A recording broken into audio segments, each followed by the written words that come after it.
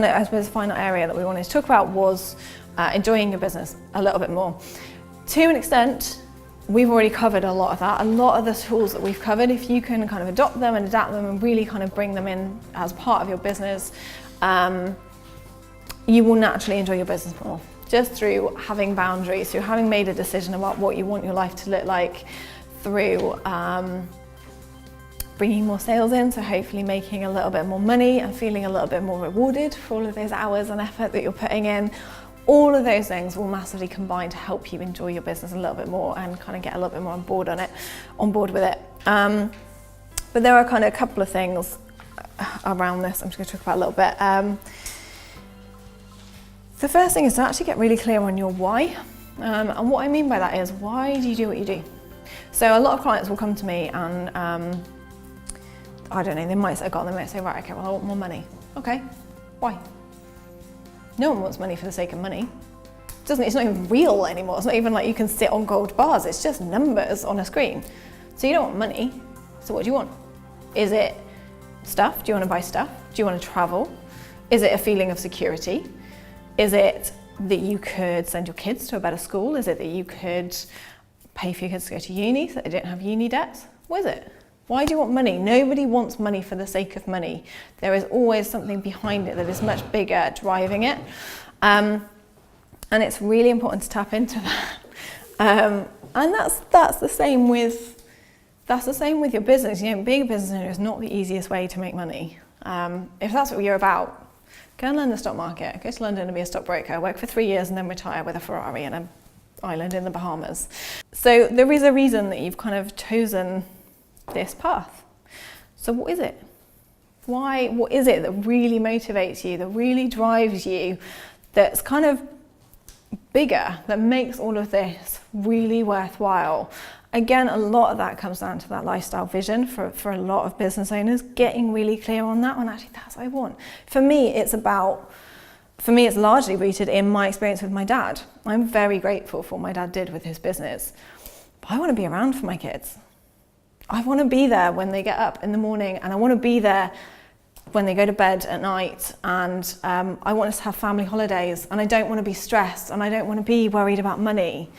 And I want my clients to have that as well. I want my clients to be there for their kids. I want my clients to have holidays and memories and experiences. For me, that is what life is about, family and time.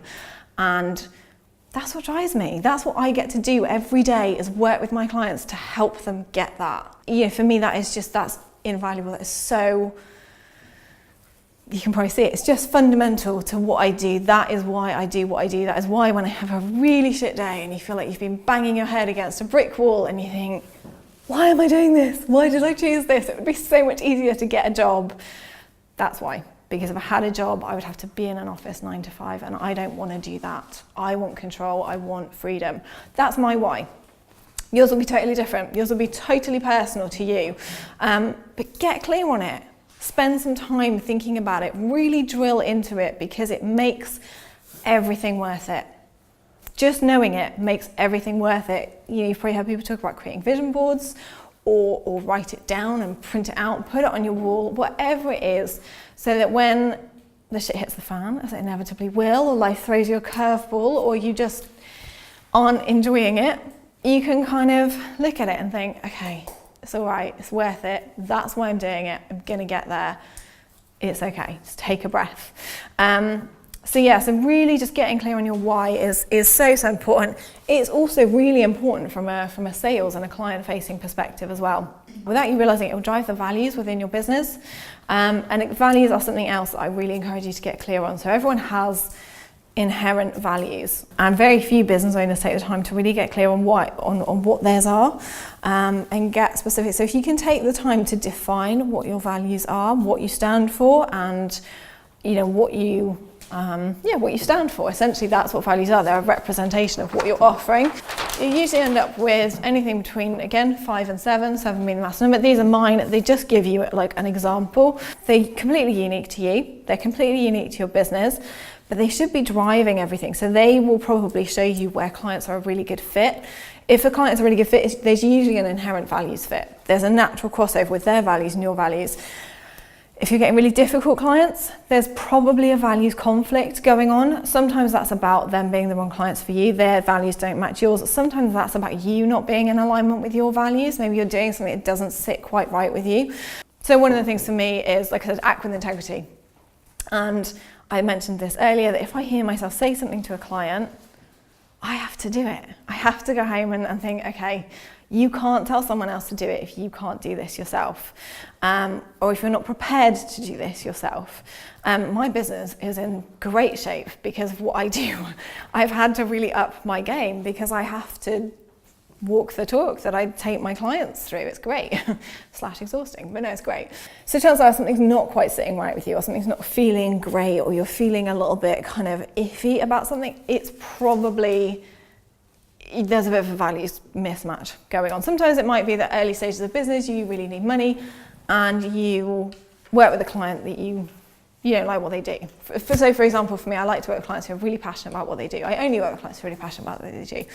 But if early days in the business and I was kind of a little bit like, well, I need to pay my mortgage, and someone who didn't deliver exceptional customer service came along and wanted to work with me, if I'd made the decision to work with them, that would be a values mismatch for me. And I would there would be that feeling the whole way through of, I don't like this doesn't work, but you've made the decision because of money. That's an example. Yeah, so those are my values. And one of the ways they are there, it's just a case of uncovering them. It's just a little bit of a kind of process, a thought process about uncovering them. But one of the strategies is to think about maybe 2 or 3 people that you really admire. So it's difficult when you're a sole business owner, but it could be a supplier, it could be a partner, it could be a client, it could be someone that you kind of know within the business community, and then just to kind of list all the qualities and attributes that they have that are why you've put them on that list.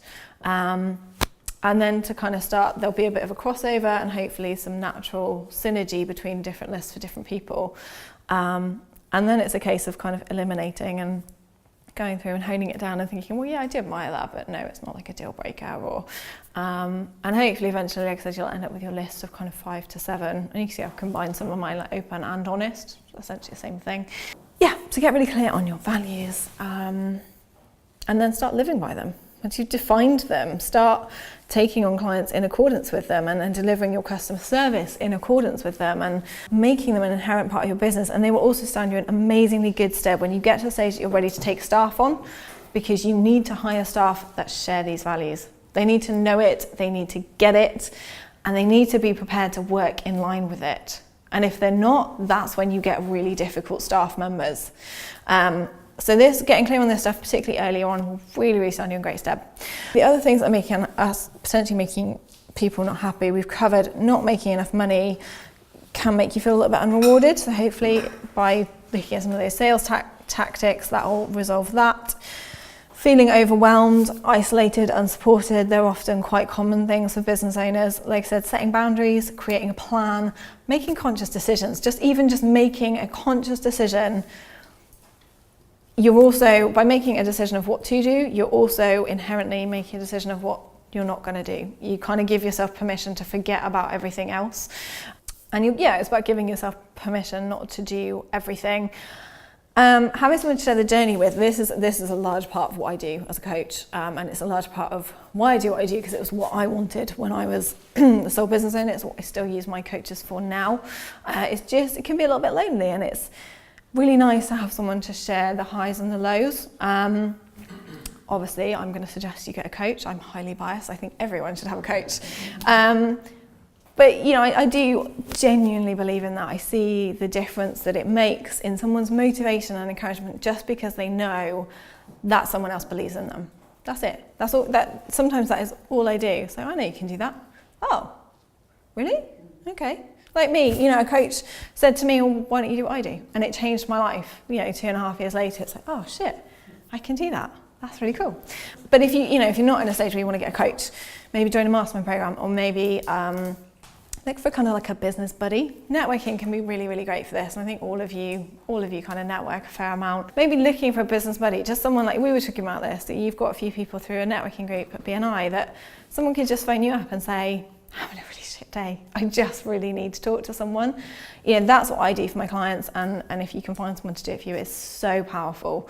Yeah, so I really kind of would suggest that, just get some support, whether it's formal, informal, whatever works for you. I had it actually, one of my clients recently, we had a coaching call, and he was in the car on the way to a client meeting. So we got there and we finished the call, and that was fine. And then about sort of 20-25 minutes later, my phone went again, and it was him, and I was like, oh, hello, like, you all right? He said, yeah, I'm all good. I just won the client, and it was worth like 25 grand to me. And I was like, oh, that's amazing. And he just wanted to tell someone. He just wanted to tell someone that got it. Yeah, and we've all been there, and it was really lovely that he just kind of felt like he could do that. So get support is what I'm saying. And play to your strengths. Again, it's the stuff that we talked about in high performance. It will make you happier. If you are a night owl and you are trying to push yourself out of the house at 5:30 in the morning to get to a BNI meeting, you are not going to be happy. Simple as that. You're not going to enjoy it. So start to structure your business around what works for you. Play to your strengths, make it work for you. You're in charge, you're the owner, you get to make the decisions, and then look at which parts you can change. So if you hate working alone, maybe look at hot desking in a shared office. If you hate admin, maybe look at, okay, well maybe just focus on generating sales so that in 6 weeks' time or 12 weeks' time, you can take on a VA and you can get rid of the admin side. Look at what it is that's making you unhappy and then start to make some conscious decisions and some conscious action plans to look at eliminating that. And hopefully that will all lead you to enjoying your business a little bit more. And that's kind of pretty much it really, of what I wanted to cover today. Hopefully I've given you some kind of specific tools and techniques for each of those 3 areas, and hopefully, as I said, if you just take away 1 or 2 and you make a conscious decision, okay, that's it, that's again laser focus. It's not about scattergun, it's not about trying to do everything that we've talked about today, because that's huge. That takes more. I've got clients that have been with me for 12 months and we're still not even close to doing 100% of these things. Laser focus, one thing at a time, one step at a time, make one conscious change, and then implement it.